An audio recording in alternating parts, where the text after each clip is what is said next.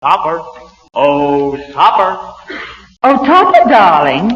We're back. Oh, dear, here we go again. The Adventures of Topper, starring Roland Young. The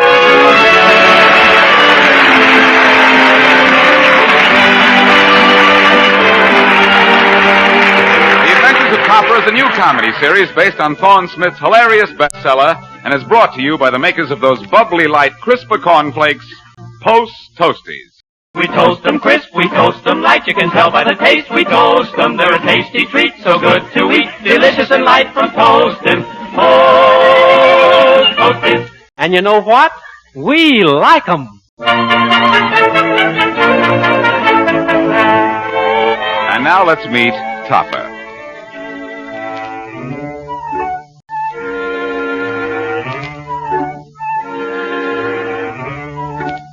Hello, my name is Cosmo Topper. I suppose some of you have a couple of friends who are considered nobodies. Well, I have a couple of friends who actually have no bodies. A pair of ghosts named George and Marion Kirby, and the trouble they've caused me. If things continue as they are, they'll be the death of me yet. As a matter of fact, they nearly were last week. You see, last Saturday, I was in my bedroom packing. Cosmo? Oh, Cosmo, what are you doing? Packing? Well, I have to go on a trip.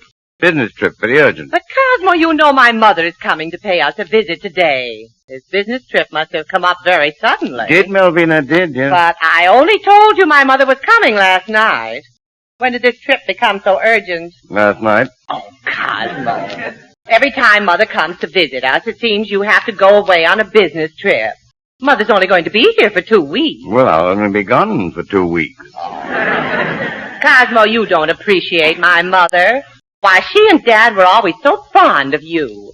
Right up to the time he died, Dad wanted to make you a partner in his business. Yes, I know, Malveena. And after he died, Mother wanted to give you his business. I know, Malveena. She still wants to give me the business. Cosmo, I know why you want to get out of town. You probably imagine that you're going to keep a rendezvous with those dead Kirbys. Oh, no, Malveena, nothing like that. Well, you can't deny that you still see them, Cosmo. Why, only last night you had another of those dreams of yours. Did I, Malveena? In your dreams, you used to complain that George Kirby annoyed you. Then Marion was kissing you.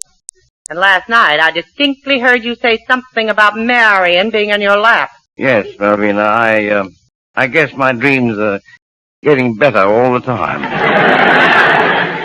it's about time you got that delusion out of your head, Cosmo. You know the Kirbys were buried a long time ago. Yes, and they've been kicking dirt in my eyes ever since. Well, let's not dwell on those dead Kirbys, Cosmo. We were talking about you going away. And you're not going. But why can't I go, Malveena? Well, because you've got a cold. I distinctly heard you sneeze. But, Malveena, I didn't sneeze. Well, I didn't, and there's no one else in this bedroom. Oh, there. Now, how do you explain that second sneeze? Oh, well, maybe one good germ deserves another. Oh, poor Cosmo, you are ill. Really, Malveena, I didn't. But another word out of you. Now you're going straight to bed. Start undressing. Now, go on, get under the covers. And I'll bring you your hot water bottle. Couldn't you bring me something else? I've been going to bed with a hot water bottle for years. Cosmo, isn't it lucky Mother's coming? She'll nurse you back to health. You know what her nursing did for Father. Yes, Malveena, but he would have died anyway. Oh, dear Cosmo, get under those covers immediately. Now, go on. Give me your pants. Put on the pants, Cosmo. You want to wear this pair too, Malveena? Now, when I come back, I want to see you under those covers. George, Marion, just because you're invisible, you needn't think I don't know you're here. Hello, Topper. Hello, Topper. All the dirty tricks you two have pulled, the sneezing act is the dirtiest. When you keep a man from escaping his mother-in-law, well, no wonder they call you low-plane spirit. Well, Topsy, we couldn't help it. George has a cold. A bad cold. Sir, the ghost of the cold, and I suppose if you had a body, every bone in it would ache. Oh, Topper, this is no time for kidding. Even a ghost can catch cold, you know. Suppose you got caught with your sheets down. Oh, cut it out, will you, Topper? Very simple. I was trying to get to heaven last night. Well, it's quite a climb. I got tired and decided to rest on one of those fluffy clouds. How should I know it was a rain cloud? And that's the way you caught cold? Don't let him hand you that. He got caught in a draft between two swinging doors. Oh, what difference does it make now? I've got the chills. Come on, Topper, move over. Will you let me get in between those warm blankets? Nothing doing. You made my bed, but I'm the only one who's going to lie in it. Oh, Topsy, dear, how can you be so cruel? George is sick. He needs medical attention. Sure, that's right. Topper, you're the only one we could come to. George, I'm always the only one you can come to. Why don't you two stray spirits go back where you belong? But, Topper, we can't get into heaven yet. I was not pointing in that direction. Oh. Well, all you have to do is let George share the bed with you, darling. And I'll be here to nurse the two of you. Sure, Topper. Marion will be a regular Florence Nightingale. Nightingale? I suppose that's her newest way of giving me the bird.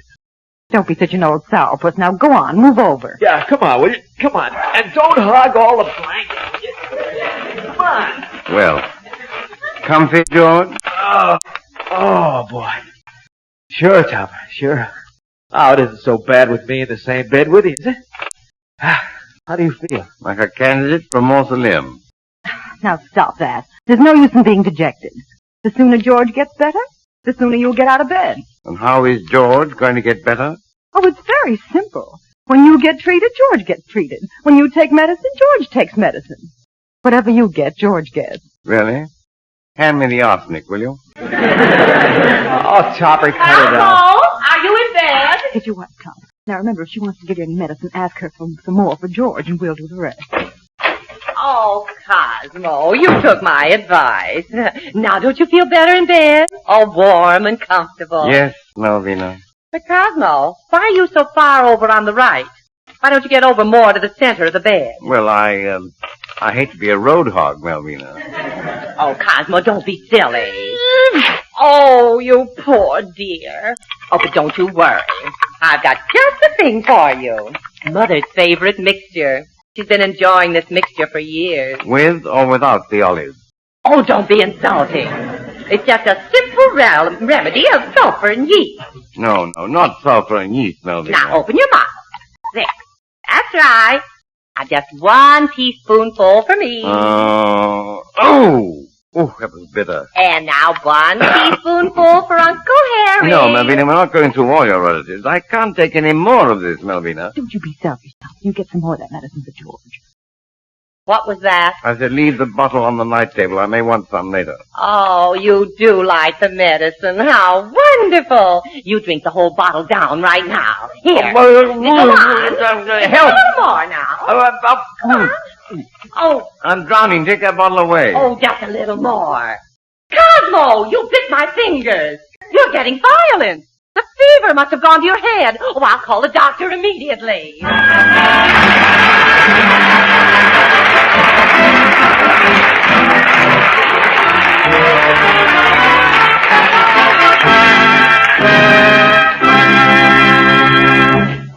Well, a deal like this shouldn't be tough to take at all. Why, before you know it, you'd be able to sit up and take nourishment again. Some delicious Post Toasties. You know, there's nothing quite as refreshing as heaping bowl full of those golden brown flakes swimming in rich milk. Yes, in Post Toasties you have grand sunny flavor combined with a bubbly lightness so that every spoonful is toasty and crisp to the last delicious bite. Add to that the nourishment value in a single bowl full of Post Toasties, and you have some idea why it's one of America's favorite breakfast cereals. You'll find that Post Toasties are rich in food energy and supply important food values of the whole grain. So that's why we urge you to buy 'em and try 'em, friends. You'll like 'em.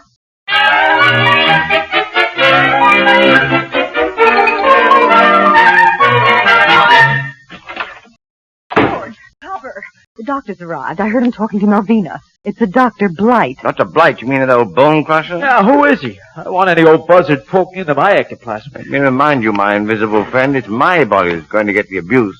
George, stop belly aching. Dr. Blight's one of the most expensive men in town. It's Dr. Blight, all right. That's one of his massages means the difference between a spry young man and a tired old one. Really, Topper? You mean you enter a tired old man and in one treatment you leave a spry young man? Not exactly, George. When you leave, you're the tired old man. He's not going to lay a hand on me. I'm going. Oh, no, you can't run out on us now. If you do, George will never get medical attention.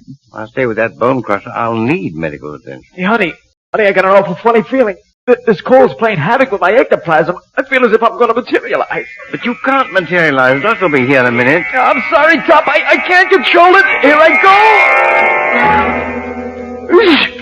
go. Well, how do I look? George, I hate to say it, but you look better invisible. He's in this room, Dr. Bly. Go right in. George, get under the covers. Quick, hide. Oh, Cosmo, dear.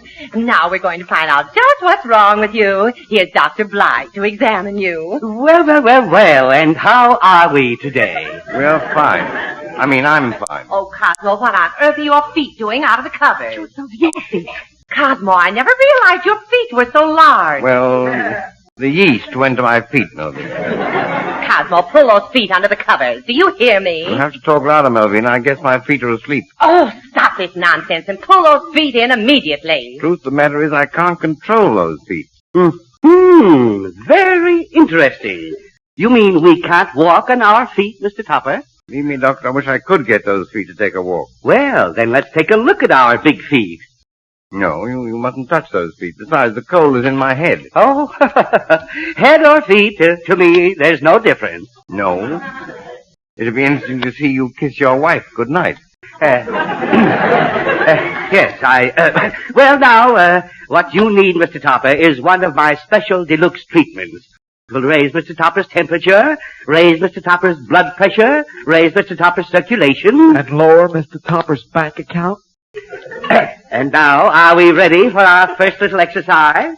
It's very similar to artificial respiration.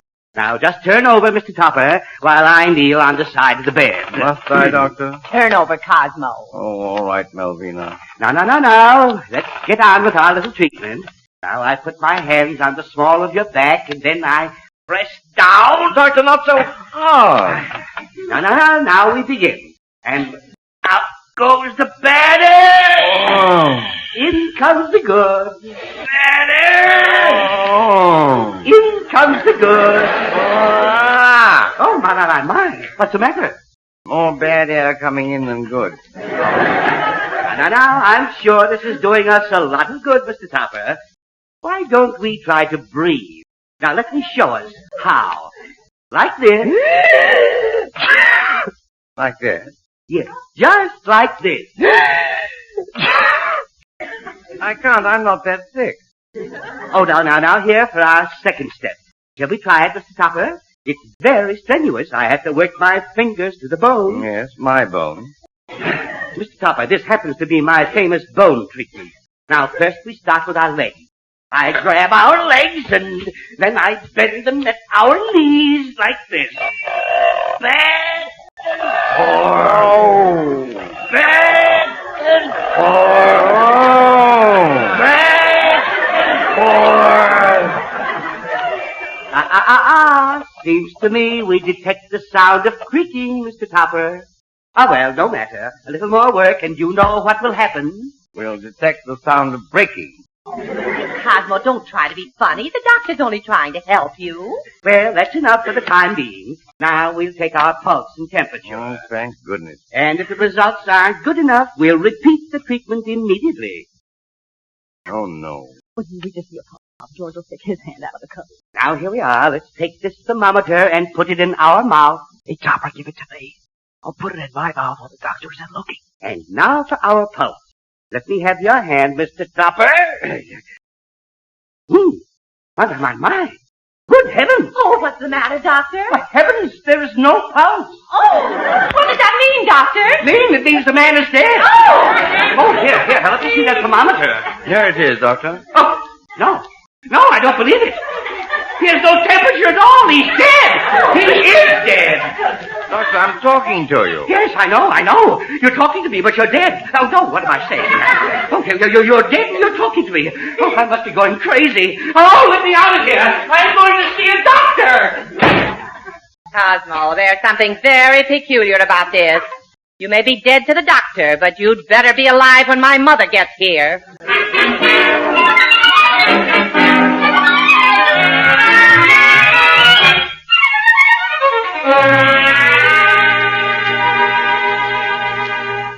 Topper, old man, thanks to you, I'm on my feet again. My cold seems all gone. Oh, it does. If you ask me, all George needed was to sleep off his hangover. I suppose George was put in the best of condition by the beating I took. Topper, it put me right into the pink. You even look in the pink. Now you've recovered your health, why don't you two lovable spirits run off and leave me to the tender mercies of my mother-in-law? Oh, but Topsy, we're not ungrateful. Now George and I are going to help you. Sure, Topper. We have a great plan, a wonderful idea. Oh, no more of your ideas. Your first idea put me in a sick bed. I suppose your next idea will put me in a coffin. Why, Topsy, that is the idea. How'd you guess? Oh, no, not a coffin. Topper, it's so simple. If you want to get away from your mother-in-law, you'll have to get out of the house. And the doctor thinks you're dead, doesn't he? So you go out of the house in a coffin. Well, how can I play dead? Well, you could get stiff. No, the whole plan isn't feasible. To be carried out in a coffin, you must have a death certificate. We have taken care of that. When Dr. Blight was here, Marion just stole a death certificate right out of his bag. She did? Now, there's a doctor who comes to his patients prepared. But I won't. I can't. Oh, come on. Be reasonable, Topper.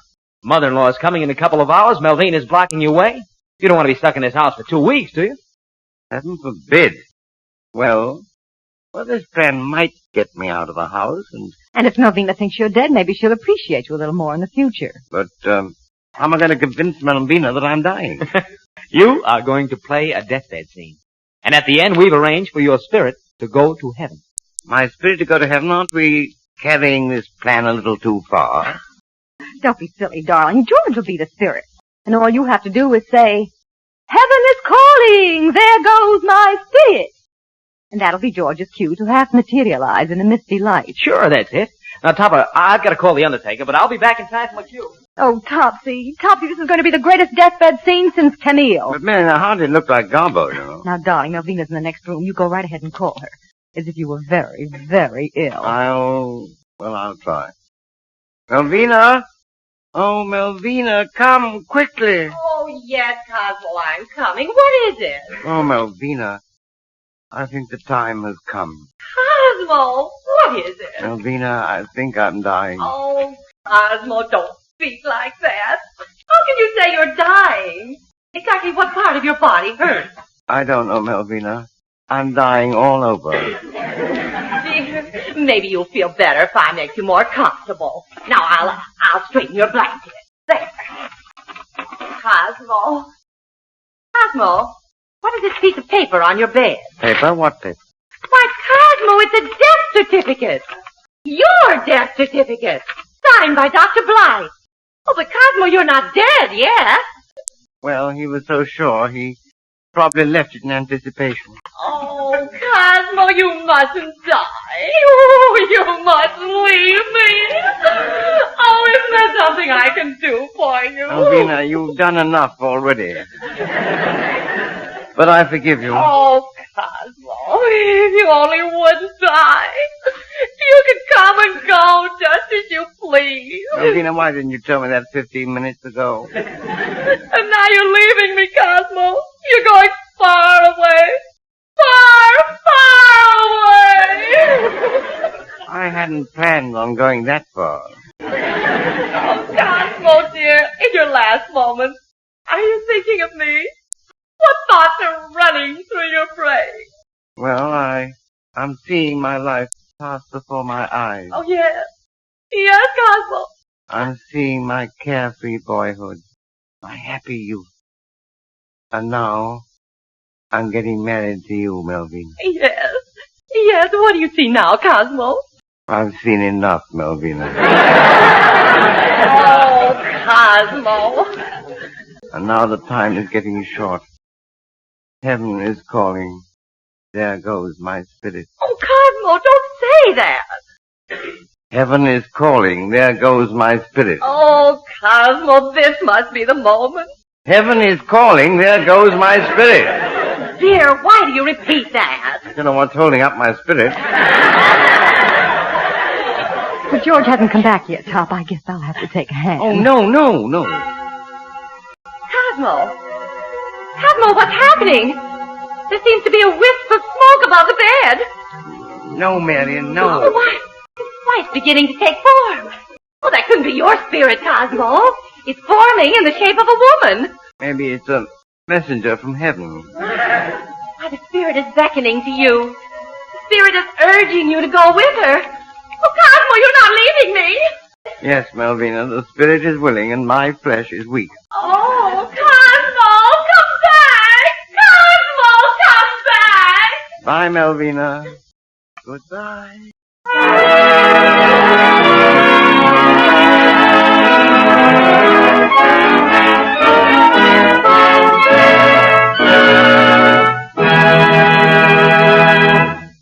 Well, that ought to teach anyone to do better by the boss. Frankly, we're in favor of you men asserting your rights. For instance, if the little woman always makes you get up and get the breakfast, surprise her over the holiday.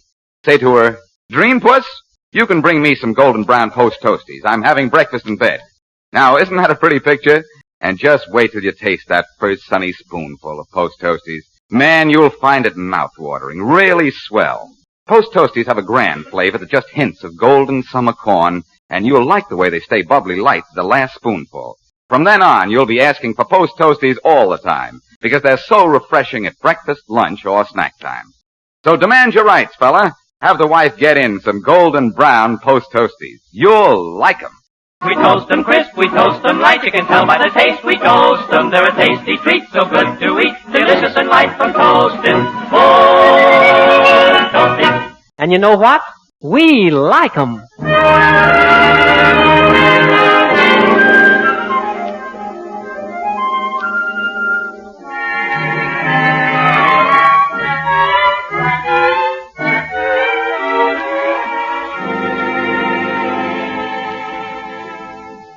Man, that certainly was a great idea, convincing Malveena that I was dead. She's been in her room wailing for the last half hour. Oh, now, Topsy, stop fretting. You'll be out of here soon. You just leave everything to me. Man, you're invisible. What can you do?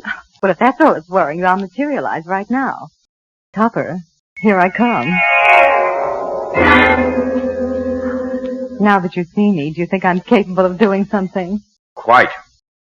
Topsy, dear, you just relax. I'm going to take care of you. And when the undertaker comes, I'm going to be right by your side, as your nurse. You're going to be right by my side, Marion? Mm-hmm. Holding your hand and smoothing your brow while you play dead. Death, where is thy sting? Oh, Topsy, there's the undertaker. All right, men. Take it easy with that coffin. Customers are a dime a dozen, but coffins are valuable. Now, this Topsy. Play dead. Okay, lady. Where's the body?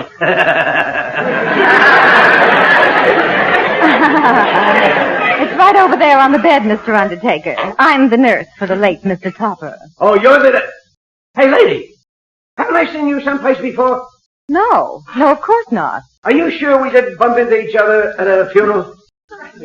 You must be mistaken. You know, that's funny. I could have sworn I buried somebody like you a couple of months ago. You know, never forget a good-looking corpse.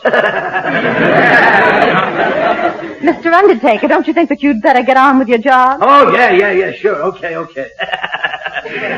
Well, where's the death certificate? Certificate? Oh, the certificate. Now, what I do with it? Here it is, right on the bed, Mr. Undertaker. All right, thanks a lot, mister. Hey, wait a minute. I could have sworn I heard the corpse talk. Now, you know that's nonsense. A corpse can't talk. Listen, I know it, lady. You know it. But does the corpse know it? Well, surely a man in your profession doesn't believe in spirits. Confidentially, lady, sometimes I got my doubts. That what I put under the ground stays under the ground. Now, look, you're not trying to frighten me, are you? Look, do ghosts scare you too, lady? You know, when that happens to a man in my business, it's time to retire. After all these dead people, it's such a pleasure to talk to a live, flesh and blood lady like you. Will you two stop talking nonsense and get me out of this house before Malveena gets back? Yeah. It's time to retire right now. Oh, stop shaking like a dish of jello. Mister, if a dead man spoke to you, you'd shake too. What am I saying? But I'm not dead. You don't understand, Mr. Undertaker. This is all a trick to get me out of the house. Tell him I'm not dead, Marion. You're not dead? Well, of course he isn't dead. He doesn't look dead, does he? Well, in his case, it's not a fair test. Oh, don't be absurd. I'm as alive as you are. The only dead person in this room is Marion. Marion? Certainly. Me. Please, lady, look, this is no time for joking. Who's joking? I am dead. And I'm alive. You mean this gorgeous doll is dead and this dried-up little guy is alive? No, this is too confusing. I'll tell you what, I'll let you in on a secret. Huh? You worked at my funeral last year. What's that? My name is Marion Kirby. Isn't it, Topper? Of course, who else could you be? No, I don't believe it. You don't? Well, maybe this will convince you. Watch me while I dematerialize. No, it all comes back to me now. Listen, does this one lead to the street? Man, the Undertaker jumped through the window. What do we do now? Oh, Topsy, there's nothing. Now we're trapped. Jump into bed, quick. But I tell you, Mr. Topper, I did not sign our death certificate. That's why I returned. Oh, it doesn't matter, Doctor. Poor Cosmo. Oh, this terrible tragedy. Oh, hello, Malveena. Oh, Cosmo! We thought you departed for a better place. That's what I was trying to do all day. But my spirit deserted me. Oh, Cosmo, this is wonderful. A miracle's come to pass. Oh, Dr. Blythe, thank you, but we won't need you any longer. Just a moment. Let us take a look at Mr. Topper, shall we? We're not going through that again, are we? Well, Mr. Topper. Are we given to blushing? Why, no. Perhaps we just ate a sandwich with ketchup? Of course not. Then how do we feel? Fine, in the pink. Mm-hmm. You should be. You've got measles. George didn't have a cold. He had measles, and I had to catch them. Oh, well, Cosmo, you're very fortunate. Mother will be here any minute to nurse you. Oh, heavens. Just a moment, Mrs. Topper. We won't be able to have any visitors. We'll have to be quarantined. No one comes in and no one goes out for 2 weeks. But that means Mother won't be able to visit us? Measles. Lovely measles. Why didn't I think of getting them before? Oh.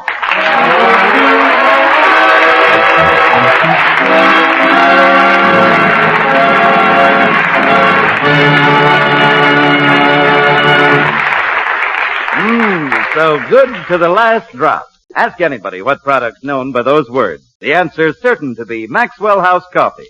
For generations, those famous words have stood for coffee that's especially rich, mellow, full-bodied, and served piping hot or frostily iced. The flavor is dependably satisfying.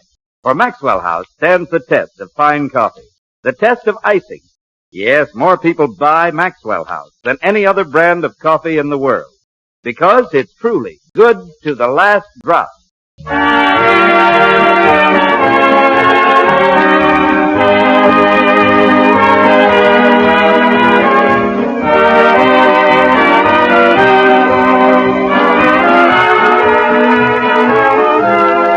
Be sure to tune in next week when Topper visits a spiritualist and takes his spirits along with him. Remember, Topper next week, same time, same station. This is Dick Calmer saying goodnight to the makers of those bubbly light crisper cornflakes, Post Toasties.